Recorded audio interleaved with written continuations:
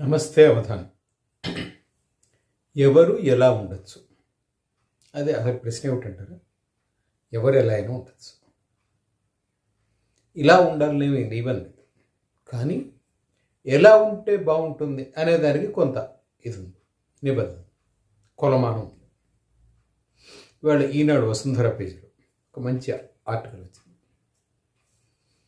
సిరిసిల్ల జిల్లా ముస్తాబాద్ మండలం గూడెం విలేజ్. ఆ విలేజ్లో సావిత్రి అని ఒక మొన్న సర్పంచ్ ఎలక్షన్స్లో పోటీ చేసినట్టుంది, నెగ్గిందా లేదా అనేది తెలియదు నాకు. ఆమె ప్రచారానికి వెళితే ఒక ఏజ్డ్ పర్సన్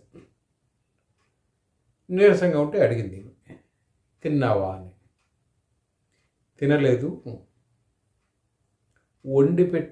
వండి తినే ఓపిక లేదు, ఎవరైనా పెడితే తినగలిగే పరిస్థితి మాత్రం ఉంది నాకు. ఎవరైనా పెడతానంటే గవర్నమెంట్ ఇచ్చే పెన్షన్ అదేదో 2,000 ఏదో వస్తుంది, 1,000-2,000 వాట్ ఎవర్ ఇట్ ఇస్, ఆ పెన్షన్ నేను వాళ్ళకి ఇచ్చేస్తాను, నాకు కాస్త తిండి పెట్టేవాళ్ళు కావాలి. She felt it by heart, సహజంగా అనిపిస్తుంది. ఆమె వెంటనే తనకి కాస్త క్లోజ్గా ఉండే ఫ్రెండ్స్ విజయలక్ష్మి, విజయ, స్వరూప,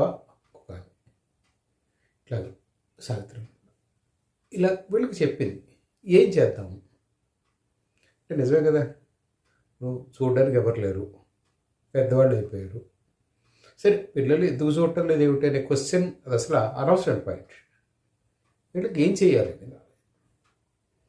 మెల్లిగా ఏం చేశారంటే ఒక్కొక్కళ్ళు వాళ్ళ ఇది మేరకు కొంత అమౌంట్ ఇచ్చేసుకుని కుకింగ్ మెటీరియల్ రెడీ చేసుకున్నారు, వంట పాత్రలకి. తర్వాత దానికి కావాల్సిన సామగ్రి. ఊళ్ళో 40 మంది ఉన్నారట. ఇలాగా ఇది తిండి ఇది కాని వాళ్ళు సరే మొదలెట్టారు. మొన్న ఫిబ్రవరి నుంచి చేస్తున్నారట. So this is 4th month 5th month what ever. కానీ బాగుంది కదా. అంటే ఎవరు ఎలా ఉండాలి అంటే ఎవరైనా ఎలా అయినా ఉండొచ్చు. అంతా నాకే కావాలి, అంతా నేనే అనుకుని ఉండొచ్చు, పక్క వాళ్ళకి కూడా కొంత అని ఉండొచ్చు.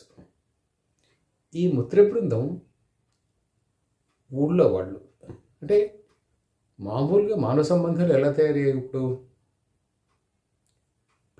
అంటే వ్యక్తిగత అవసరాల కోసం, వ్యక్తిగత సంబంధాల కోసం పిల్లల్ని చంపేస్తున్న తల్లులు తండ్రులు ఒకళ్ళకి కాదు నేను